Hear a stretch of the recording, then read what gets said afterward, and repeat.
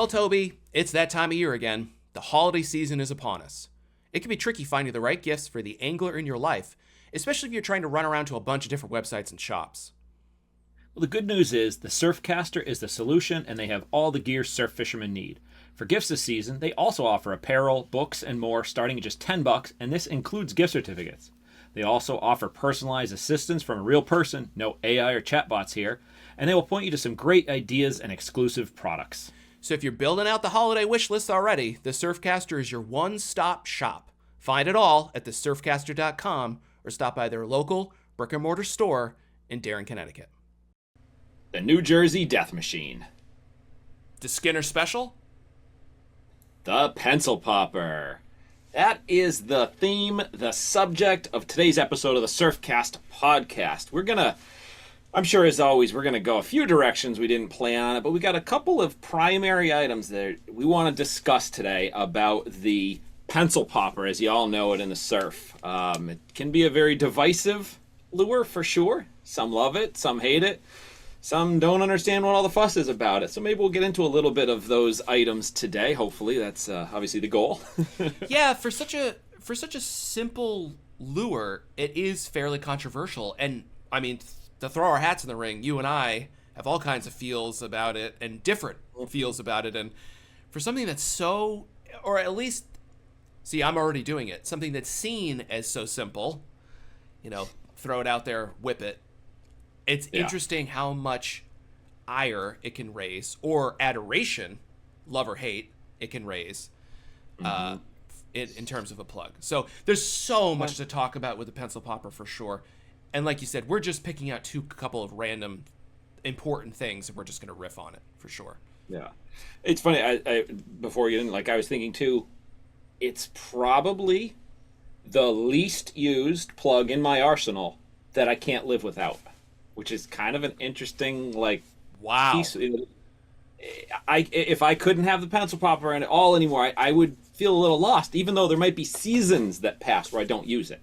It's that comfort I got to have in that I could fall back when I need it, when that situation pops up. But it doesn't happen for me every season because as you and I have talked about, we're mostly nighttime guys. That's right. Surfcasters. That's right. Now, it doesn't mean you can't use them at night. I don't want to hear that in the comments section. Although, go ahead, I guess, if you want to tell me how you use it at night, feel free to drop that in the comments, shoot us the hate mail. But I have never used a pencil popper at night myself. And I've heard some good... carried it at night. Yeah, I've heard some good justifications for at night, but it usually just comes down to casting distance. That's what I've heard. That's really the majority of what I've heard. It's not so much about something special about the action of it or something. Mm-hmm. You know what though, Toby? What a great thing to ask the audience or throw out there to see what they think. You don't have to say it in the comments, but just to think about what's your lure that you use the least, but you would feel completely lost without. And you said the pencil. I'd have to say that's the tin, like a Castmaster. Castmaster for me. Even more so than the pencil popper. Because again, just like you said, there might be seasons where I go of not using it once. But if you took them off my wall, I would feel very, very uncomfortable on the plug wall, not having those up there. Yeah. I feel almost guilty that the Castmaster wasn't what I went to. Thinking of it now, I'm like, it probably should be, but no, still, you could take all my Castmasters and give them away, whatever. But if the pencil was gone, and I got a box of them back here that don't see the light of day very often, I'd feel handicapped. So yeah. Maybe we'll get into a little bit of maybe you'll understand a little of the why by the end of this, or maybe not. We'll see. Yeah. So that's interesting. So why don't you go first? Because we'll let you go first. Continuing with controversial subjects, I guess we're gonna jump in and discuss color. Thoughts on color with the pencil. I as I said, I've got a bin of topwater. It's labeled topwater. There's probably a couple spooks, one or two straight poppers, and a whole bunch of pencils. And if you looked in there, it's probably going to be 90% white and yellow. And I could probably even live with 100% white and yellow. So wait, clarify. Yeah. White and yellow together, or are they separately white and separately yellow? Yellow back and a white belly. Okay. Yeah. That's what I lean to. I mean, I've had every color under the sun of pencil popper. I think at one point I even owned a blurple one, going back to the nighttime subject, which I absolutely never threw. Don't know how I ended up with it, but I remember seeing it a bunch. But yeah, if I would be, again, like saying how I would feel handicapped if I didn't have the pencil. If I didn't have any more pencils in the white, yellow over white combo, I'd feel lost and handicapped, and I feel like I don't need anything else. Okay. All right. I'm going to push on you. So try to justify this to me. Take me through it. Why? A piece of it, I will absolutely say, comes from when I first started using them. Going back, many, many, many years, when I was first, I first discovered for myself the pencil popper, and it had already been around for quite some time. The guys that showed me it and said, you got to use it, you need to start packing a pencil popper, they told me all you needed was yellow white. So it's like, from its birth in my arsenal, that's what it was. Sure. But over time, it sort of started, it might be a self-fulfilling prophecy. That's all you throw, it's all you're going to catch on, obviously.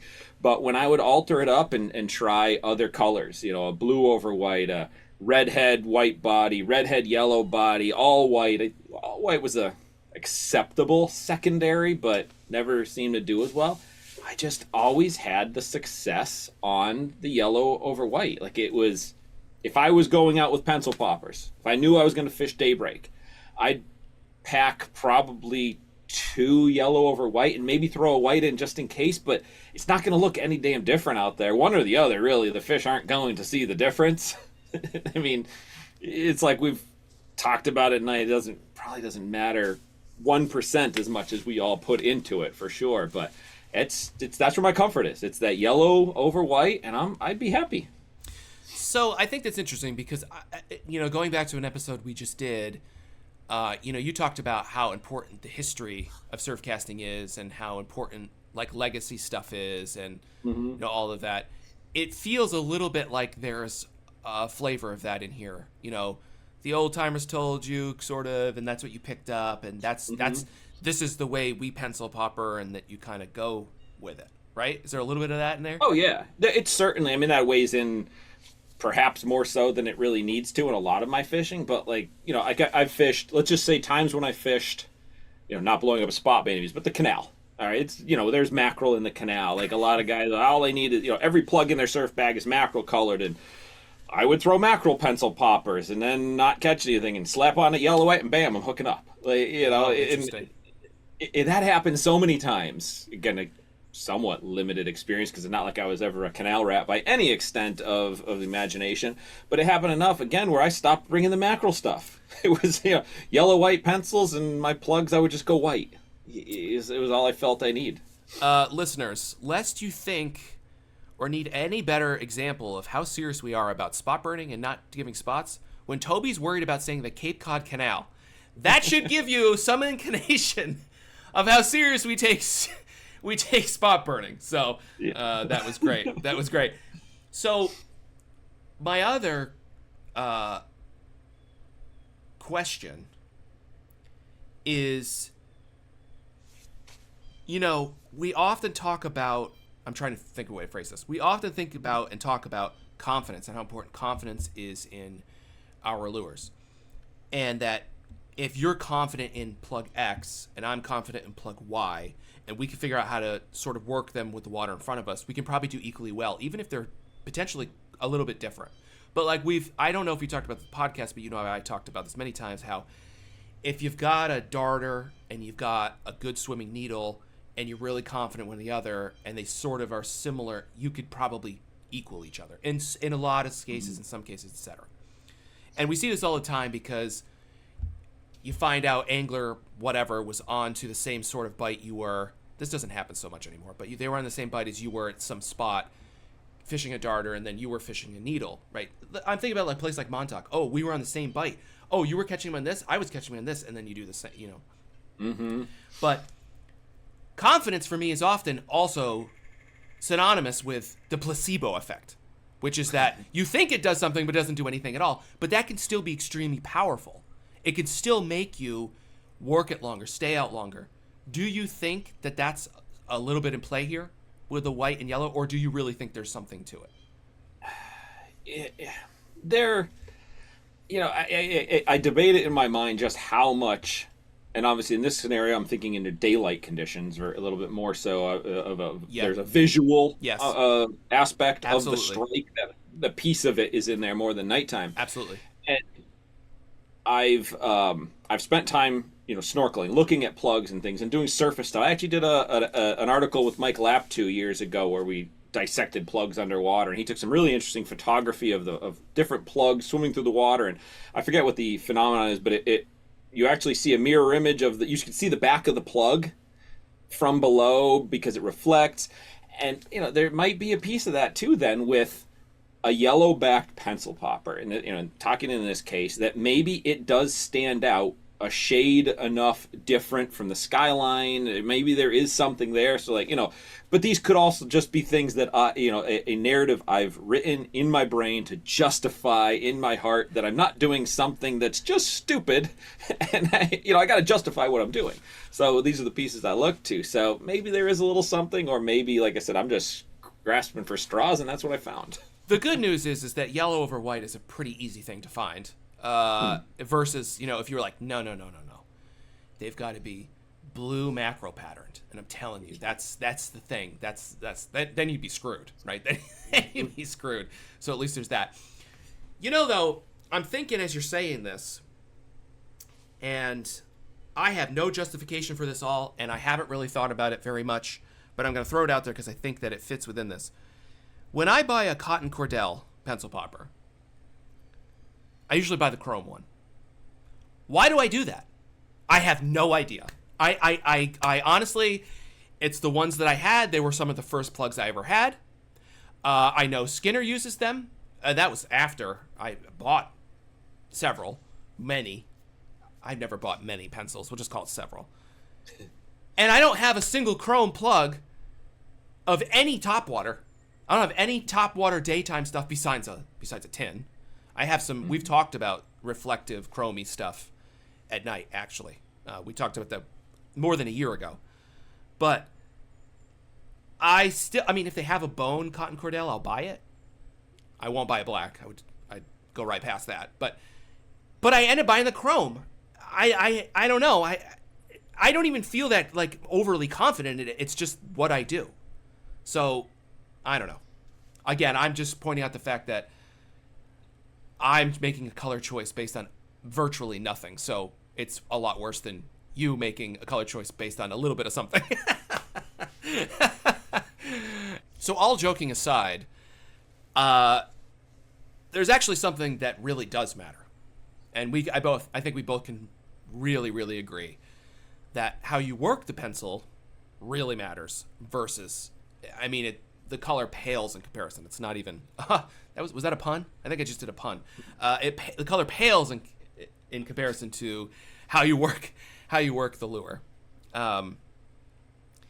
And one of my pet peeves, and I'm gonna throw shade at him. He's not gonna listen to this anyway, so it doesn't matter. No one's gonna get back to him, I don't think, either, because he wouldn't care anyways. But John Skinner throws a big shadow because he's so popular. And rightfully so, and I enjoy his stuff. Certainly, some of his videos are so fun to watch. And I remember when he first started posting, and when he's doing like the kayak stuff with a tube and worm in the fog, and like. And he's been a great guest on the podcast twice. Oh, he's been a great guest on the podcast. Yep. But I'll say that he has one way to work a pencil. Throw it out there, go as thrash as possible, and reel as slow as possible. He says it all the time. He says it in his seminars, in his articles, in his books, and in his videos. And that's what he does. And because he has such an influence, and for good reason, because he's a great fisherman, who's very knowledgeable and is a good teacher, that's what everybody does. And I think most people, or a lot of people, did that anyways. But then he's come along and influenced so many people who have influenced more people. That's where we're at. And I'll admit that before that, I was probably doing quite a few things wrong with it, which I don't even want to get into because we don't have time. But then when he came along, I was like, oh yeah, this does make sense. This is the way that probably makes sense to work the pencil. But then I met Dave Anderson, And Dave was very adamant that that was not the way. Like, the absolute opposite feelings about that. Because his idea is that if you start fast and only have a limited more ability to go faster with thrash-wise and speed, that you run out of runway. He says, he just said this in his column, again, in SJ, talking about something else. You can't go any faster or do any more. And so he likes to start out fishing the pencil very slow. Like, I'm talking, when I saw him do a demonstration for me on the water, it's like plunk, plunk, plunk, plunk. And then if he gets a swirl, he might go plunk, plunk, plunk, plunk, and then slow back down again. Plunk, plunk. And then if he's getting bashed and flipped and tail slapped and stuff, then maybe he'll start to really go fast, faster, faster, faster. I personally, the way I fish a pencil, or the places and times I fish a pencil, in the fall, around bait, I'm not using it for a search lure. I actually sort of lean in between. So I almost never start with that slow plunk, plunk, plunk. But I also am not throwing it out there, thrashing the tip as much as possible and reeling slow. I really am matching more my thrash to my speed. And I don't know if that's wrong or right, but it seems to be the thing that works the most for me. So, what I'm saying is, like, Dave's going really slow when he's plunking slow, and then he goes faster as he's going faster. If I'm getting it correct. I mean, he's not here to defend himself or, talk about what he's doing. And then John's going as slow as he can with the reel and thrashing really hard to keep it in the same place. I go thrash and speed of retrieve equal. That's where I've landed. So if I start slow, which I don't usually start as slow as Dave does, I'm also reeling slow. And as I go faster, I'm going faster in my retrieve. So it can get to the point, if I'm being chased by usually smaller fish, schoolies to, 15 pounds, 18 pounds. They can start chasing it and just hit it, bang, boom, they're jumping out of the water, ba, ba, ba, ba. You might get 12, 13, 15, 18, swipes and hits and stuff. It could get to the point where I'm surface skimming. Like you see like the GT guys and like some of the tuna guys and stuff like overseas and stuff where they're throwing stuff out and they're like skipping it across the surface. It can get to that point. And then throwing in pauses and stops, dead stops where they'll wham, then they'll get it. Mm-hmm. But I think the big thing for me that I want to say about the pencil popper, don't just get stuck in the Skinner way, is really what I'm trying to say. But also think about the fish's behavior and the bait's behavior, because so much of pencil popping ends up being like, I'm going to throw it out there and see if there's any fish, and I'm going to thrash this as fast as possible. And if the fish are in the area, they're going to come bite it. You can do stuff with it that's more subtle, even though it's a very unsubtle plug. So that's my monologue on that.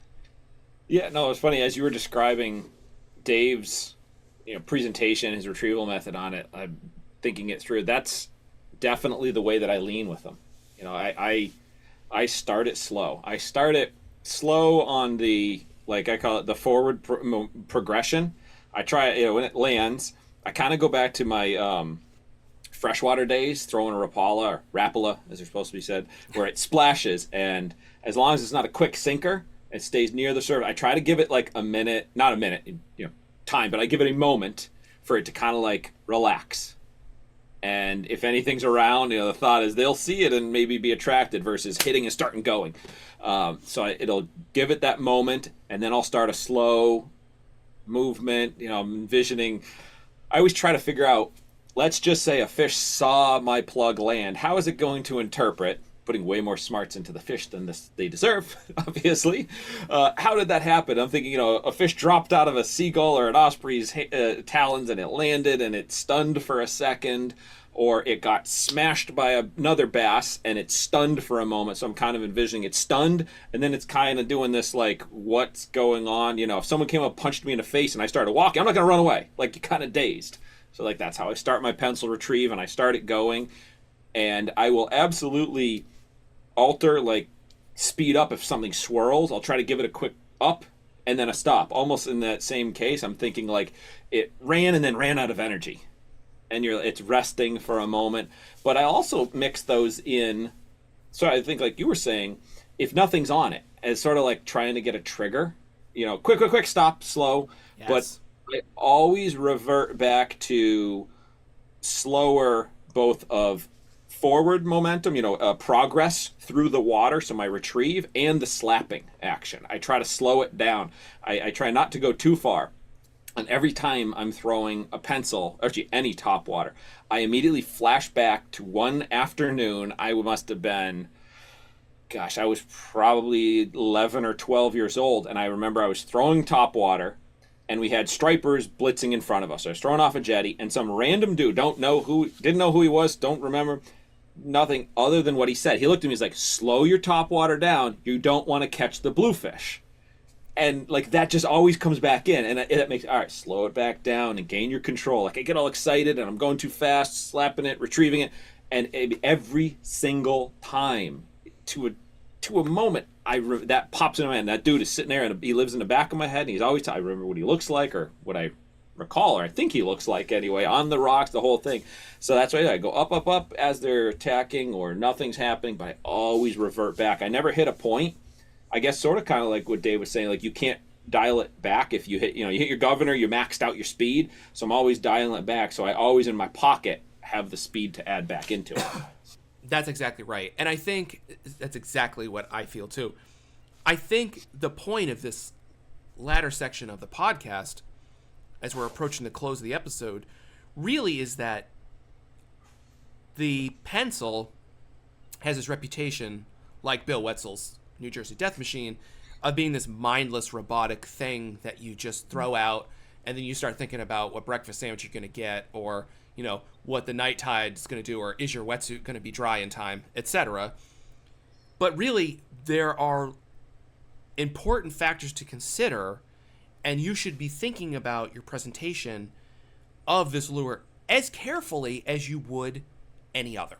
And I think that's really what I've brought to the lure. Not that I'm special or that's anything weird, but just that I looked at it and said, what is this for? What does it do? How am I going to make it work? What do I want it to do? And I think that with all poppers, that this applies, and with all poppers, people tend to get in a rut of repetition and doing it all the same way, etc. You know what I'm saying, Toby? Mm-hmm. Yeah, it's like it's no less nuanced than any other plug to get it to work properly. That's right. That's exactly right.